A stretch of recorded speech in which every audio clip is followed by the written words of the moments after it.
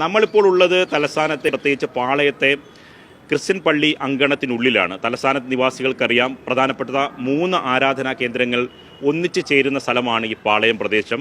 ഒന്ന് ക്രിസ്ത്യൻ പള്ളി, അതോടൊപ്പം തന്നെ അതിൻ്റെ തൊട്ട് എതിർവശത്തായി മുസ്ലിം പള്ളിയുണ്ട്, തൊട്ടടുത്തായി തന്നെ ഗണപതി ക്ഷേത്രവുമുണ്ട്. ഇത്തരത്തിൽ മതസൗഹാർദ്ദത്തിൻ്റെ ഏറ്റവും പ്രധാനപ്പെട്ട പ്രതീകമായി നിൽക്കുന്ന പ്രദേശമാണ് പാളയം.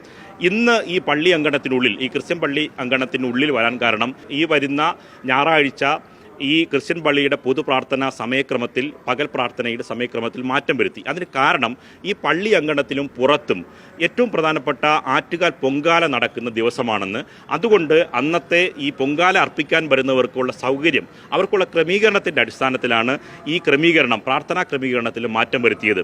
കേരളത്തിൽ തന്നെ ഏറ്റവും പൗരാണികവും അതുപോലെ ശ്രേഷ്ഠവുമായിട്ടുള്ള ഒരു ഉത്സവമായിട്ടാണ് നമ്മൾ ഈ ആറ്റുകാൽ പൊങ്കാലയെ കാണുന്നത്. ആറ്റുകാൽ പൊങ്കാല എന്ന് ലോകത്തിൽ തന്നെ അറിയപ്പെടുന്ന ഒരു ഉത്സവമായിട്ട് മാറിയിട്ടുണ്ട്. കാരണം ഗിന്നസ് ബുക്ക് ഓഫ് വേൾഡ് റെക്കോർഡ്സിൽ ഇടം നേടിയപ്പോൾ അത് ലോകം മുഴുവൻ അറിയപ്പെട്ട ഒരു ഉത്സവമായിട്ട് മാറിക്കഴിഞ്ഞു. 97 തന്നെ 1.5 ദശലക്ഷം ആൾക്കാരാണ് ഇതിൽ പങ്കെടുത്തതെന്ന് മനസ്സിലാകുന്നത്. അത് 2009 ആയപ്പോൾ 2.5 ദശലക്ഷമായി, ഇപ്പോൾ അതിലും കൂടിക്കൊണ്ടിരിക്കുന്നതാണ്. അപ്പോൾ ഇത്രയും ആൾക്കാർ നമ്മുടെ പല സംസ്ഥാനത്തു നിന്നും ഇവിടെ എത്തി, പ്രത്യേകിച്ചും കേരളത്തിലും തമിഴ്നാട്ടിലെ പല ഭാഗത്തു നിന്നും ഇവിടെ എത്തുന്നു. അതുപോലെ തന്നെ ഉത്തരേന്ത്യയിൽ നിന്ന് തന്നെ ആൾക്കാർ ഇവിടെ എത്തുന്നതായിട്ട് ഞങ്ങൾ അറിയുന്നുണ്ട്. അത്തരം ഒരു വലിയ ജനസമൂഹം ഇവിടെ ഒരുമിച്ച് കൂടുമ്പോൾ ഇവിടെയുള്ള ഒരു ആധ്യാത്മികതയുടെ ഒരു കൂട്ടായ്മയാണ് ഇവിടെ കാണുന്നത്. ഈ നഗരത്തിൻ്റെ ഒരു ആധ്യാത്മികയുടെ, സാംസ്കാരികവും ആധ്യാത്മികമായിട്ടുള്ള ഒരു കൂട്ടായ്മയാണ് തോന്നുന്നത്. അപ്പോൾ പാളയം പള്ളി എന്നുള്ളത് ഈ പട്ടണത്തിൻ്റെ ആധ്യാത്മികതയുടെ ഭാഗം കൂടിയാണ്. അപ്പോൾ അത്തരത്തിലുള്ള വലിയൊരു ഉത്സവം ഇവിടെ നടക്കുമ്പോൾ അതിനോടൊപ്പം പങ്കുചേരുക, അതിനെ തുണയ്ക്കുക എന്നുള്ളത് ഞങ്ങളുടെയും കൂടി ഒരു ഉത്തരവാദിത്തമാണ് നമ്മൾ കണക്കാക്കി. അതുകൊണ്ടാണ് പള്ളി കൗൺസിൽ ചർച്ച ചെയ്തു, ഞങ്ങൾ ജനറൽ ബോഡിയിൽ ചർച്ച ചെയ്തിട്ട് ആൾക്കാർക്ക്, എത്തുന്ന ഭക്തരുടെ അവരുടെ അന്നത്തെ ആചാരങ്ങൾക്ക് എന്തെല്ലാം രീതിയിൽ നമുക്കൊരു സഹായം ചെയ്തു കൊടുക്കാമോ അത് ചെയ്തു കൊടുക്കുക എന്നുള്ള തീരുമാനത്തിലാണ് നമ്മൾ എത്തിയത്. അതുകൊണ്ടാണ് അന്നുള്ള രാവിലെ 5:45 ദീപബലി അതുപോലെ നടക്കും, 7-നുള്ളതും അതുപോലെ നടക്കും, 8:45 ഞങ്ങൾ 8:30 ആക്കുകയും പിന്നെ തുടർന്ന് വരുന്ന 10 മണിക്കുള്ളതും അന്നത്തെ മതബോധന ക്ലാസ്സുകളും മാറ്റിവെച്ചുകൊണ്ട് 10 മണിക്കുള്ള ദീപബലിയും ആ ക്ലാസ്സും, അതുപോലെ തന്നെ 3:30 ദീപബലിയും മാറ്റിവെച്ചിട്ടുണ്ട്. അതുപോലെ തന്നെ ഇവിടെ ഈ അങ്കണം നമ്മൾ അവിടെ അന്ന് പൊങ്കാലയ്ക്ക് എത്തുന്ന ആൾക്കാർക്കായിട്ട് തുറന്നു കൊടുക്കുക, ഞങ്ങളുടെ ഒരു ഹോളും തുറന്നു കൊടുക്കുക, കുടിവെള്ളം അതുപോലെ തന്നെ സംഭാരം, ഇങ്ങനെയുള്ള കാര്യങ്ങളൊക്കെ ഒരുക്കി അവർക്കുള്ള കാര്യങ്ങൾ ഒരുക്കുന്നുണ്ട്. അത് സഹായികളായിട്ടും ഇവിടെ ഒരുപാട് ആൾക്കാർ, പള്ളിയുടെ ആൾക്കാർ തന്നെ ഉണ്ടാകും.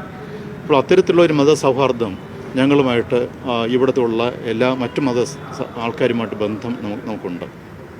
അതുപോലെ തന്നെ ഞങ്ങൾ ചെയ്യുന്നത് പോലെ തന്നെയാണ് ഞങ്ങൾ തൊട്ടടുത്തുള്ള ജുമാ മസ്ജിദിലെ ആൾക്കാരും ചെയ്യുന്നുള്ളതാണ് നമ്മൾ മനസ്സിലാക്കുന്നുണ്ട്. ആ രീതിയിലൊരു കൂട്ടായ ബന്ധം ഇവിടെ നിലനിൽപ്പുണ്ട്. ഞങ്ങൾ ക്രിസ്മസ് ആയപ്പോഴും ഞാനും ഇവിടെ ഗണപതി ക്ഷേത്രത്തിലെ ആ പൂജാരിയെ കണ്ട് കേക്ക് കൊടുക്കാൻ പോയിരുന്നു. അതുപോലെ തന്നെ ജുമാ മസ്ജിദിൽ ആൾക്കാർ കേക്ക് കൊടുക്കാൻ പോയിരുന്നു. അവരും ഞങ്ങളുമായിട്ടുള്ളൊരു ബന്ധം ആ രീതിയിലുണ്ട്.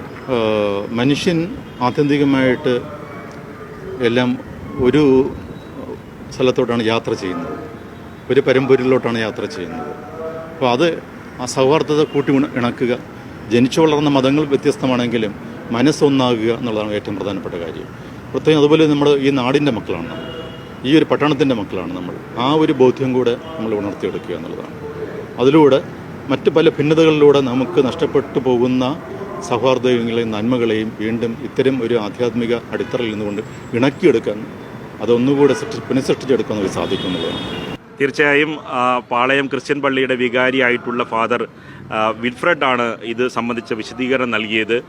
ഏത് തരത്തിലുള്ള അസ്വസ്ഥത ബോധപൂർവം സൃഷ്ടിക്കാൻ ആര് തന്നെ ശ്രമിച്ചിരുന്നാലും ഇതിനെല്ലാം അതിജീവിക്കുന്ന മതമൈത്രിയുടെ ഒരുമ തന്നെയാണ് കേരളം വിളിച്ചോതുന്നത്. ഏറ്റവും വലിയ ഉദാഹരണം തന്നെയാണ് ആ പാളയം ക്രിസ്ത്യൻ പള്ളി എടുത്ത ഈ നിലപാടിൽ നിന്ന് നാം മനസ്സിലാക്കേണ്ടത്.